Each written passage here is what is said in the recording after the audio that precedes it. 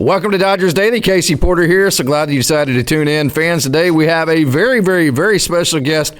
Big Ski, as they call him. 6'6". Did I get that right? 6'6", Adam? 6'5". 6'5", okay. Yeah. Adam Serwinowski, who just came to the organization this past season and just tore it up for the Great Lakes Loons, then eventually got his last outing with the Tulsa Drillers, joins. Adam, thank you so much for joining.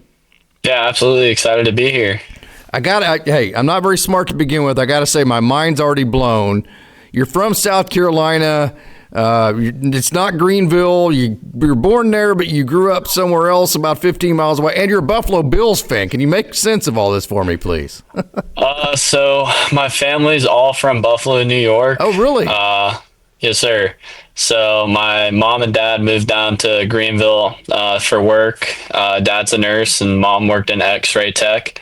So they moved down here when they were in their 20s, and then I was born in Greenville, and that was just where the main hospital was. So it says I'm born in Greenville, but I was raised in Taylor, South Carolina. Okay, so that's the Buffalo Bills connection. And I got to say, Thurman Thomas, who's in the NFL Hall of Fame, right? Are you a huge fan of his? You could say so. I wasn't really born when he was playing, but I mean, I've seen film on him and all the comparisons. You know, you got James Cook now for the Buffalo Bills, and he's tearing it up right now. So that's awesome. Shameless plug here, but do you know where he went to college? James Cook? No, Thurman Thomas. I do not. Oklahoma State University. I got to get that shameless plug in there. I got to see every single game that he ever played, including the Ice Bowl in 1986 when it was sleeting ice in Stillwater, Oklahoma, and he ran through OU that night. So proud of Thurman Thomas. He's in the Ring of Honor. Matter of fact, they put him in the Ring of Honor just a couple of years ago. So I had to throw that shameless plug into there before we get going. Okay, so you're 6'5". You had a teammate in high school, Maven Graves, who was 6'5" as well, right? That had to be a pretty intimidating 1-2 combo for other high schoolers.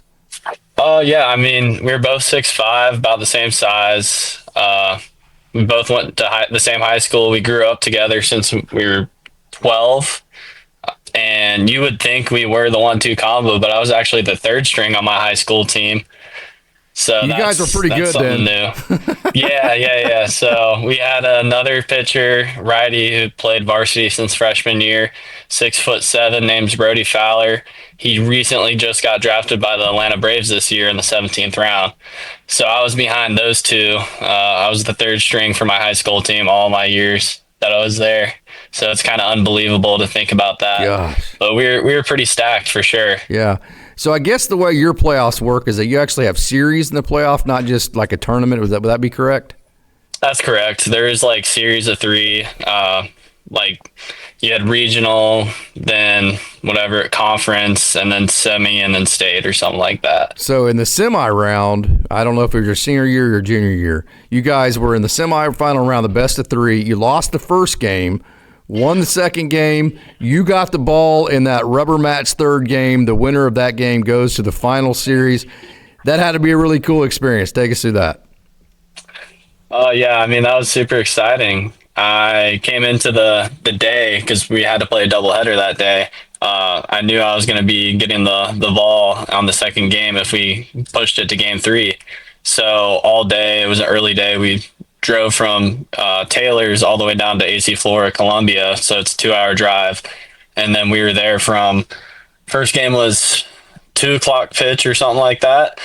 And first game ended up going 10 innings, and high school games are only 7. Yeah. So that whole time I was just cheering on my team. I was a very vocal teammate in high school. Yeah. Always cheering on my guys. Oh yeah. So I was very loud and into the game. And then once we finally took the lead in the 10th, I kind of had to simmer down and sit in the back. I had 3 energy drinks in that day. So that was interesting, all 300 milligrams. And I was pretty shaky. Had to sit down, go energy drink water, leading up into what was the third game of the series. And I mean, I wasn't really nervous. I was ready for it.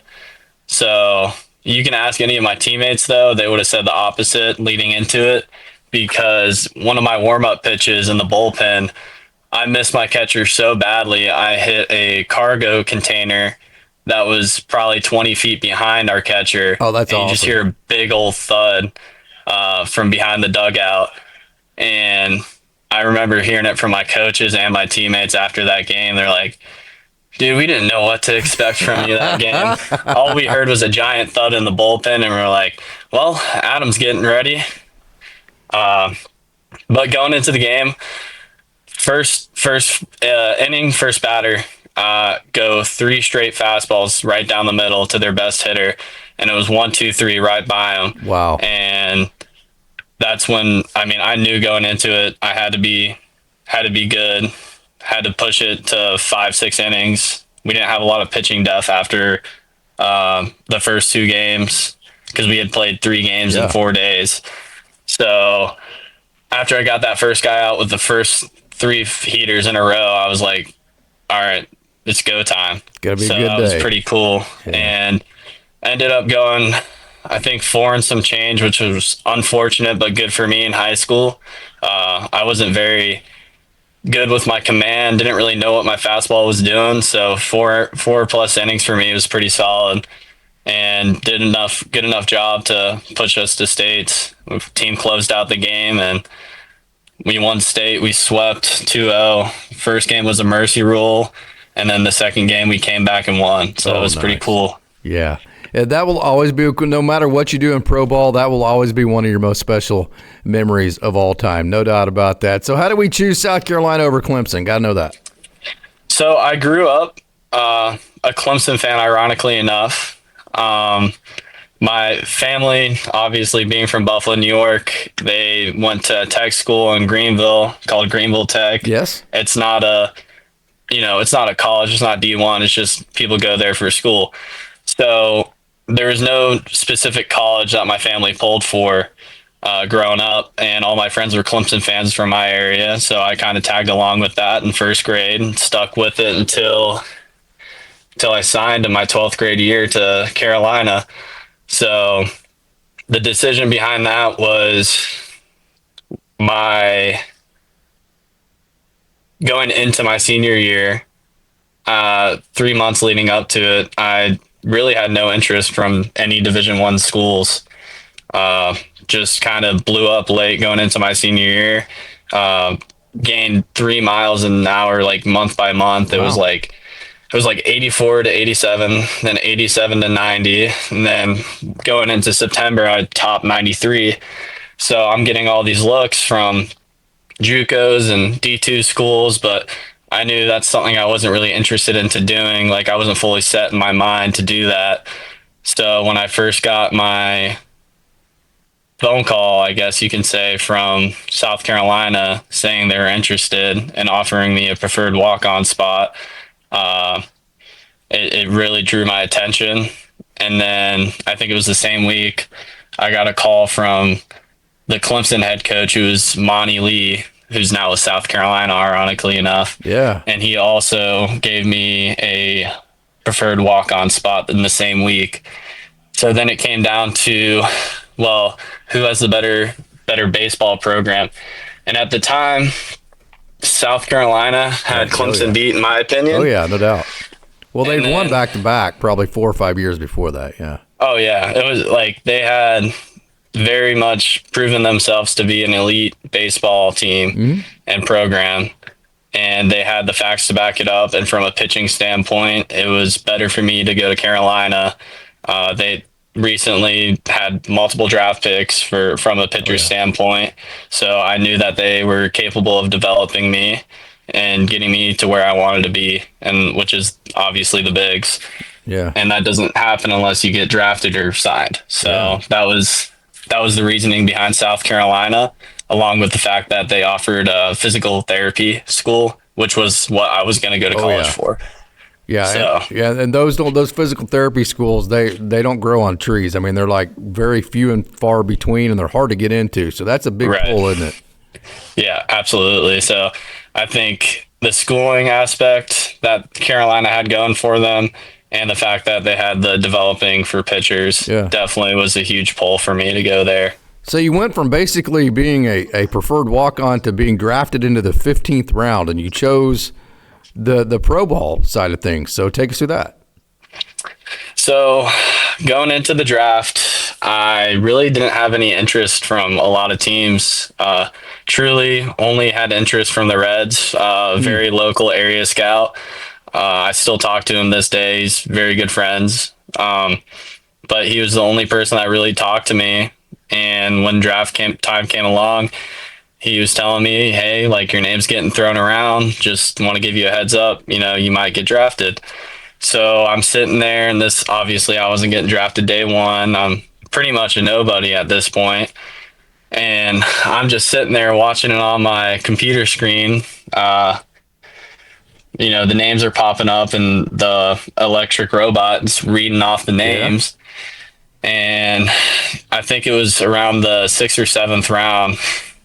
And I got a phone call from the area scout because I didn't have an agent at the time. And my area scout's calling me, calling my mom, calling my dad, just feeding us the information because we didn't have a middleman, saying basically, hey, your name's getting tossed around in the boardroom a lot right now. Don't be surprised if you hear your name called. And the 6th round pass, 7th round pass, and then day 2 goes on, don't get drafted. So I'm like, okay, it's whatever. I mean, again, only the Reds were looking at me. I wasn't too worried about it. And then after that, got a phone call from the area scout. He said, tomorrow's the day. Oh. He said, be ready. And I was like, okay.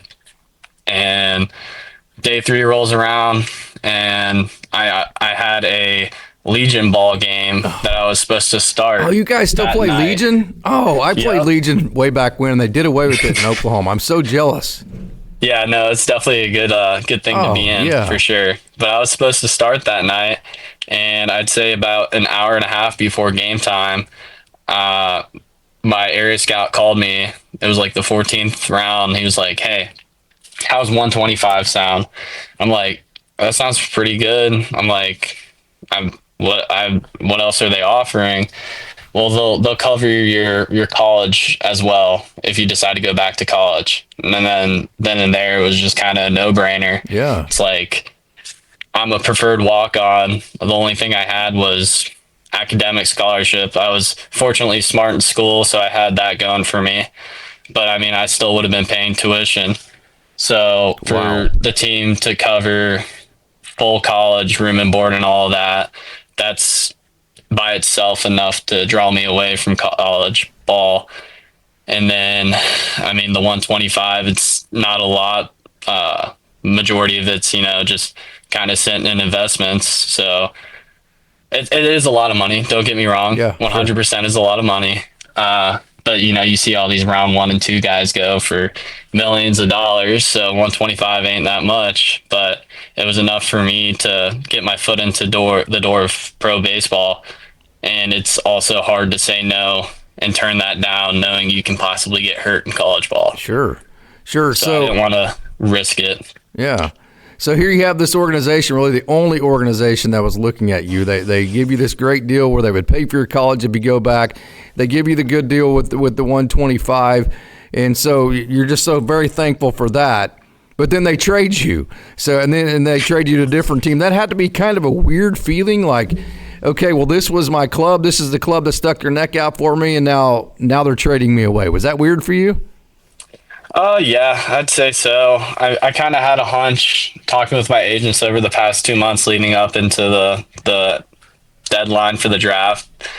We knew it was a possibility, and I'd say it definitely still caught me off guard. But I mean, it's business. They got the guy that they thought would help them make a push in the playoffs, and the Rays got, I guess, what they needed to make a trade with the Dodgers. So it worked out for both clubs. They got who they thought they needed. So can't really hate on business. It's a business when it comes down to it. So there's not any hard feelings or anything like that. So yeah, you pitched for the Dayton Dragons, which is the high A affiliate of the Cincinnati Reds, and we'll go ahead and forgive you for that one because Dayton's a big rival to the Loons, which is kind of weird because you pitched against the Loons early last year.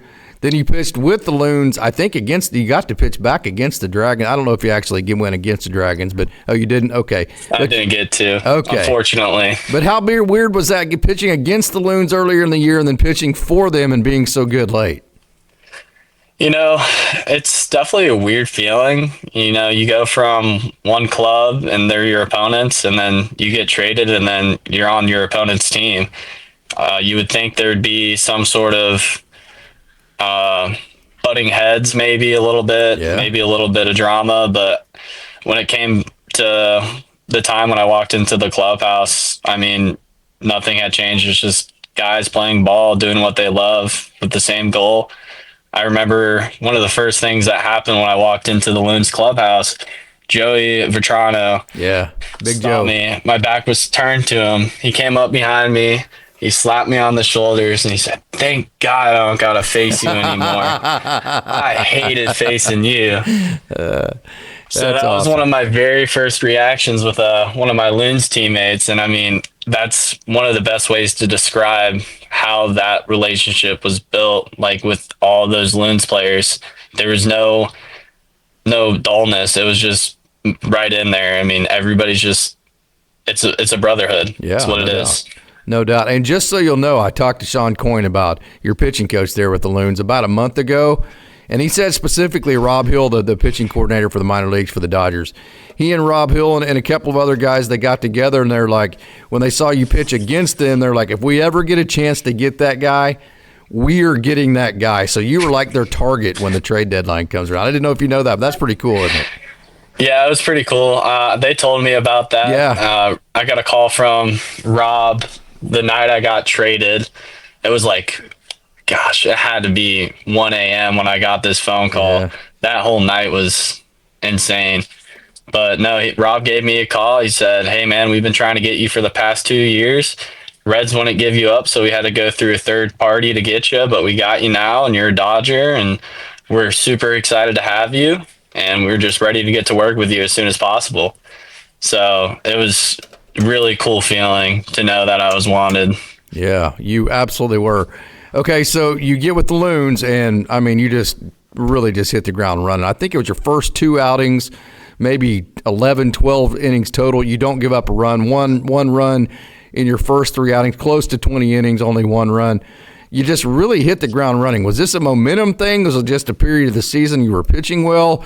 Or was it just one of those deals to where, hey, this is just who I am, and it was good matchups and that kind of deal? Take us through that. I mean, nothing really changed when I came to the Loons. I got there, Sean Coyne, he asked me, he told me, he was like, "Hey, you tell me what you need. We'll do that for you. We're not going to try to change anything right now. We're going to listen to what you need, what you want to do. We're not going to try to change anything right now." And that's kind of how it went. It was just, you tell me what you want, I'll tell you what I think. And it was just like that kind of relationship to be able to talk back and forth, compare ideas. Hey, if this thing's doing that, we could try this. And I mean, it really just was easy, if that would be the word. I wouldn't say anything in my game planning changed, besides having this little note card that the Dodgers do. And I think I was a little hesitant at first on using it, because I'm like, I'm super, what would be the word? I guess old school. Yeah. I really just like to stick with what I know, with my gut, and trust my gut, basically. I don't like to get into all the numbers. I try to stay away from those as much as possible. And I just like to go out there and compete and do what I know and what works for me. And that was the mindset going into it. And I think it was my first outing. Kept the note card in my hat and looked at it during a 2-2 count or something like that, just to remind myself what I got on this guy, and ended up going with that. Locked him up on like a slurve, and I think I bought into it right then and there. Yeah. So it was pretty cool. That was definitely a tool that helped me. But outside of that, nothing really changed. It was always the same thing. Just get the ball and compete. And that's what the Dodgers had me do. They just handed me the rock and said, "Go out there as long as you can." So that's what I was doing. Reds are a great organization. The Dodgers, second to none to me. Have you noticed any differences in terms of the instruction that you get, or maybe the development or the culture side of things? Is there any difference between the two? I mean, I think every org does things a little differently. I can't really speak on the differences between the Dodgers and the Reds just because I haven't really gotten to fully experience what it is to be a Dodger. Yeah. My entire pro career, all I've known and slept and ate and breathed was Reds baseball. So I know it like the back of my hand. So I think what the Reds did was very good. The way they taught it was a different approach, I'd say, but it was definitely a good approach. And I'd say both organizations do a very good job at end goal. Yes. Like, it's different recipes, but the end goal is the same. Yeah. So you can look at it however you want, but for me, it's like now I really get to pick and choose what I think is best for me, what works best for me. I can figure that out. And now I have two organizations to compare information from and figure out what clicks for me, what works best for me. And I think that's going to be the biggest difference for me now, is trying to figure out what those things are. Yeah. Any specific adjustments you made coming to the Dodgers? Did they change anything on you, or is it anything like that, or is it all the same? It was pretty much the same. The Dodgers really just gave me the ball and said, "Go out there and compete, do your thing." They're like, "We got you for a reason. We know you got it. So we're just going to let you go do your thing." And that's what I did.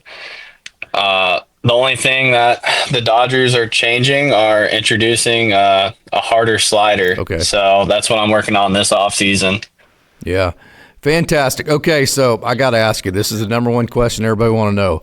Your unique windup, you like disengage with the rubber real early in your delivery and all that. Is that something that you worked on and you developed, or did that just happen? And if it did, how in the world did you end up with this windup? So I wouldn't say that I disengage with the rubber. I know I do step back. I step back and do my little toe tap, and then my leg goes up real high, and then I got a little hitch in it, and then kind of just looks like a jump almost. Yeah. So I have only had two pitching coaches in my life. Bob Kipper, who was my pitching coach from my junior year going into my senior year, and then Billy Champion when I was really young. They both played professional baseball for multiple years, and they were both old school pitchers, and they both kind of preached the same thing. It's just like, these are the basics to pitching. They both said the same thing. These are the basics of pitching. We're not going to try to change who you are as a pitcher.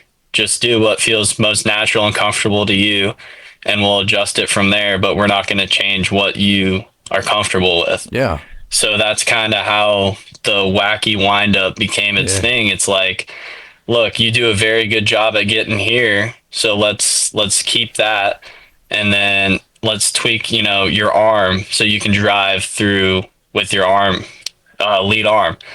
And there really wasn't any switching, or I wasn't taught the leg kick. It just kind of was what I was comfortable with, and that's what I stuck with. And it's gotten a lot less clankier and a lot smoother now, and it's come a long way. Yeah, for sure. Absolutely. Okay, so your fastball. Let's get into your actual pitch mix. Let's start here. Your fastball, 93 to 97. What's the highest velo you've hit with it? Do you know? 98. On my record that I've seen with my own two eyes. I know there's write-ups of 99 or triple digits, but I physically haven't seen those with my own two eyes, so I never claim them to be true. Yeah. So I know those things are out there, but. And then just kind of the shape of it, mostly, like Emmett Sheehan, his fastball is elite because it has a lot of run to it, as well as ride. Ride meaning it's not coming down as much as it's not going down. Yeah, right. Okay. So, but yours has ride and cut, which is pretty unique. I mean, you're talking about a 95 mile an hour, 96 mile an hour, basically cutter at that point. So Talk about the uniqueness of your fastball and how that helps you. So it's I honestly never knew I did it. It was actually the local area scout that came up to me the first time I ever talked to him. He asked me, he said, "So how do you throw that cut fastball that you throw?" Yep. And I looked him dead in the eye. I said, "What's a cut fastball?" And he loves telling that story. Yeah. I mean, he laughed right in my face. And he was like, "You don't know what you throw?" And when I was in high school, I did not know what I threw. You can ask any of my catchers that caught me in high school. My ball would go every which way. I didn't know how I was holding it. I just knew I threw it hard and I tried to throw it down the middle. So there was really no training for it when I was younger. But once I got into pro ball, once I got with the Reds, we identified those good factors, and we tried to limit the misses and get the exact shape we want the most consistent times. Yeah. And that's what we did. And my first year of pro ball was one of my most developmental years of finding that grip that is the most consistent for that cut ride fastball. And we got that grip, and I stuck with it ever since. Yeah, awesome. You got a curveball that's in probably the low to mid 80s. You got a changeup that's in the high 8s to maybe a 9 every now and then with it. And you said your slurve pitch. So can you take us through your secondaries and where you're headed with that? So I call my curveball my slurve. Okay, same pitch. So it's the same pitch. Sometimes it just comes out differently, and that's just baseball. Perfect. You're, especially being younger, trying to make sure I throw the same pitch shape every time. It's come a long way. But those slurves and curveballs are the same thing. I just might land funny or release it differently. So with that, I'm trying to get not a 12-6. I'm trying to get it from an 11-5. It really just does its own thing. It's a little more back originally. It originally was a curveball when I was younger and didn't throw it as hard. And then when I picked up velocity, all of a sudden it started doing this sweep slurve action. So that's why I call it a slurve. I've seen it called a slider, a curveball, a sweeper, but I personally call it a slurve. Yeah. And then my changeup, I've only been working on it since there's 2 weeks left in spring training, and the Reds came up to me and they said, "Hey, we're going to try to teach you a changeup now." Because when I first got there, they banged my changeup. They banged my two-seam. So I was a two-pitch mix guy for my first 2.5, 3 years of pro ball. And as a starter? As a starter, correct. Wow. Yeah, so my first from 22, because 22 technically counted as my first year, from 22 to 24, I was a two-pitch mix guy. It was the first year that I introduced a changeup into games this year, and I had only been throwing it since the end of March, trying to teach it to myself. So that's still a work in progress. I cut the ball naturally. That's where the cut fastball just naturally comes out of my hand. Mm-hmm. So I have to do a little seam shift changeup for me to be able to get my changeup to kick the other way. And it's not a kick change. It's just the way the seams catch the air, and it goes the opposite way of my fastball. So that's still a work in progress, but we're definitely going in the right way. And for me to only be throwing that pitch for 8 months is unbelievable how far it's come in those 8 months. Yeah, you got promoted, I believe, as your very last outing was, I think you only had one outing in Tulsa, is that correct? That's correct. Yeah. So what was that like getting promoted to Double-A? That had to be pretty cool, didn't it? Especially since they were in the playoffs, yeah. Yeah, no, it was pretty cool. We came in, there was 4 guys that got called up. With the Loons, we were obviously trying to make a playoff push. Yeah. I had pitched that Thursday, and I think we ended up losing that game, which would have made us keep pushing for the playoffs. But we ended up splitting that Thursday game. You were electric too, by the way. I mean, you had to win. You came through. Could you talk a little bit about that before we move on to your Tulsa outing? I mean, I just went into the game knowing what was on the line. I mean, that's why you play the game. Yeah. I love those situations. I love the thrill, the adrenaline. It really gets you going. It really gets you locked in. And I definitely am one to thrive off adrenaline. And in the moment, you don't realize how big of a game that is. You know, going into it and afterwards, you realize. But when you're in that game, me personally, I just don't really realize. I'm playing baseball. I'm trying to beat the guy at the plate, pitch after pitch. So I wouldn't say emotions got too high during the game or before. You know, after it kind of sucks. You know, you eliminated from playoffs. And it's minor league baseball, but everybody wants to win.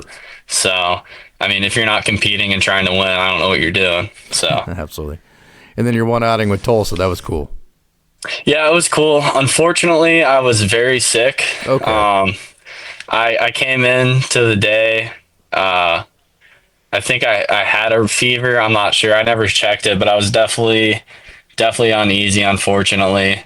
But I figured, you know, I'm not going to get to pitch again if I don't go out there. And then I also told myself, you know, Adam, you're going to have way worse days that you feel way worse than you do now, you know? So I figured a little adversity is not going to hurt. And, you know, if I can do this now, I can do it later in big games. You know, you can't let your team down in those situations. And at that point, we were in playoff contention, trying to make a playoff spot. So if I miss that start, you know, that's 4 to 7 innings that someone else has to chew up, and then you're going into the bullpen. So that's something that pushed me to go out there, wow. Even though I wasn't feeling so great. I know I'm going to have to do that in the future, so I better get used to doing it now. Yeah.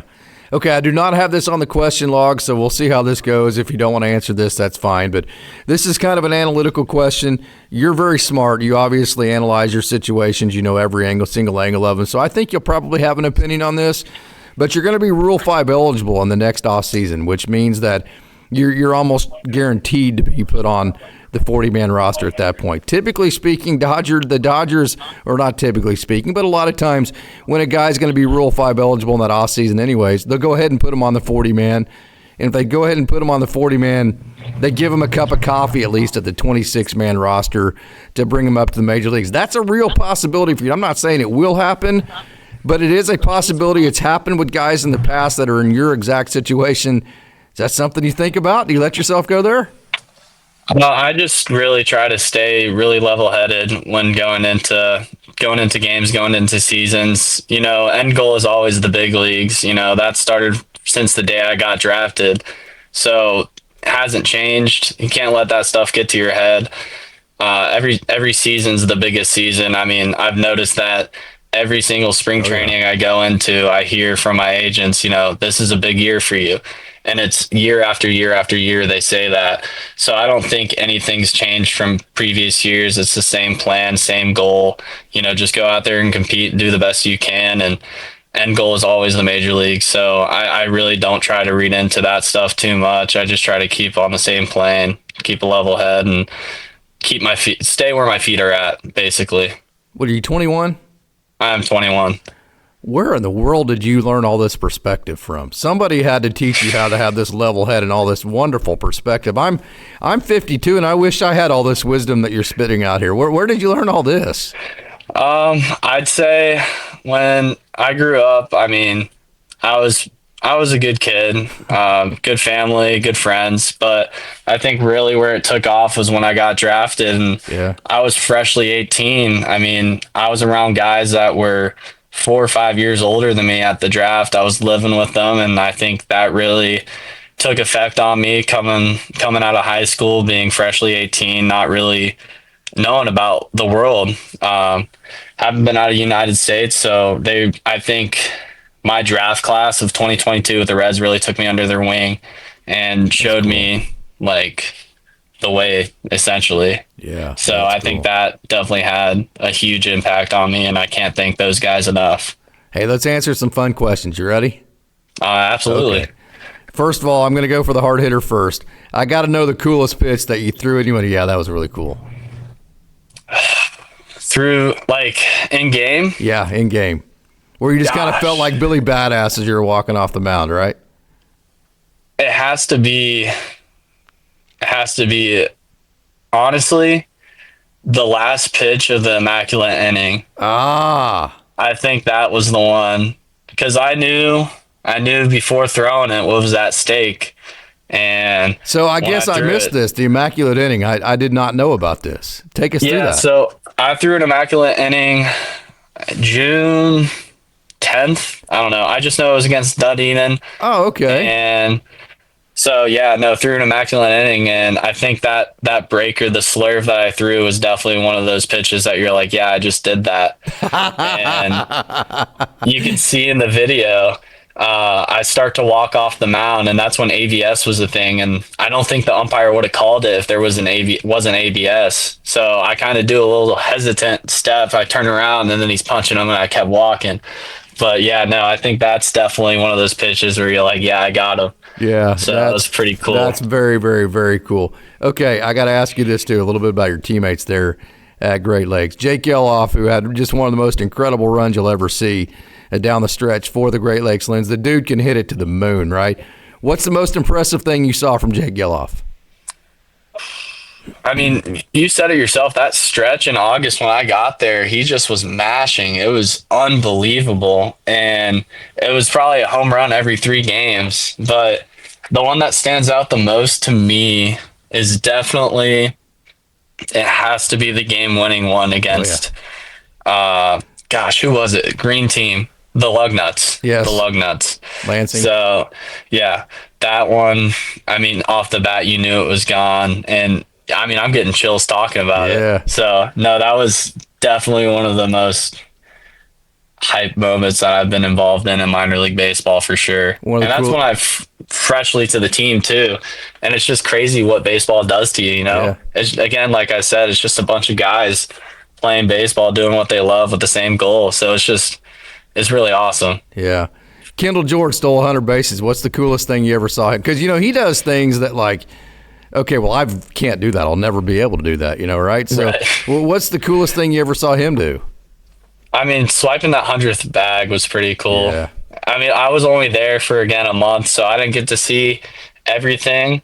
I think we shared co-player of the months in August, so that was cool as well. But I mean, he was always on base. I think he had some sort of crazy streak going on, but that 100th bag, just to think that somebody stole 100 bags in a season in a league that's not particularly runner friendly, is pretty amazing. Yeah, it's a pretty cool moment. He has a cool confidence to him too. So being from South Carolina, you're kind of from, I don't want to call it a tropical climate, but you're probably maybe 2 or 3 hours away from the beach. Would that be correct?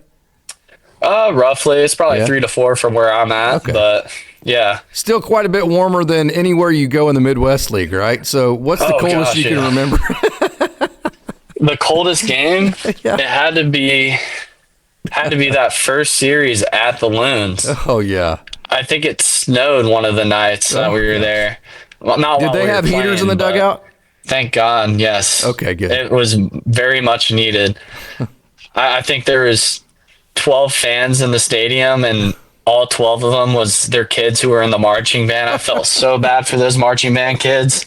They had the whole band out there playing, and I just know they were cold, and I was just sitting right by that heater the whole game. Yeah. So definitely that first series against the Loons was the coldest. Okay, going back to your windup, do you know the actual engagement rules as far as how long you have to stay engaged with the rubber and all that kind of deal? And how many times has that been explained to you? So I don't think it's ever really been explained to me because I never really disengaged with the rubber. My toe stays planted. It's just, again, like a little bounce, a little hitch. You can see it in my delivery where my entire body goes up on my toe, and then I sit right back in my hip and go. I know you can't come disengaged with the rubber at any point in your delivery. But again, I've never had that issue. So, all right, who did you look forward to? Who did you look up to? I should say. Who was your favorite player growing up? You're gonna like this answer. So, I don't really have a favorite baseball player. Okay. I grew up watching NFL football, the Buffalo Bills, and I'd say one of the people I looked up to growing up was definitely Josh Allen. Oh, so, nice. Do you know where he went to college? He went to Wyoming. Yes, sir. Do you know where he's from? He's from Wyoming. Oh no, California. Yeah, same area. I think maybe same town as Tom Brady. Yeah, absolutely. He could be. I don't know. But yeah, no, definitely him, I'd say. Again, I wasn't really into all the baseball thing. Really? You weren't a baseball fan? No. I'd watch playoffs, but I mean, I didn't really watch it all that intently. I'd watch playoffs and see who won the World Series, and those games are fun, but I wouldn't sit down and watch a regular season game when I was younger. Again, with my family being from Buffalo, New York, it's really into the NFL.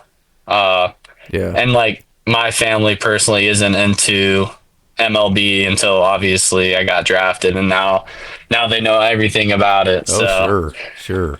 Absolutely. 100%. Hey, this has been an absolute awesome honor and a lot of fun to get to talk to you again. Well above your years. You're an old soul, Adam. There's no doubt about it. You are well above your years in terms of having a great perspective. So to have that perspective, I know you've kind of hit on it a couple times here, but let's finish this up. There has to be a lot of people that you want to thank.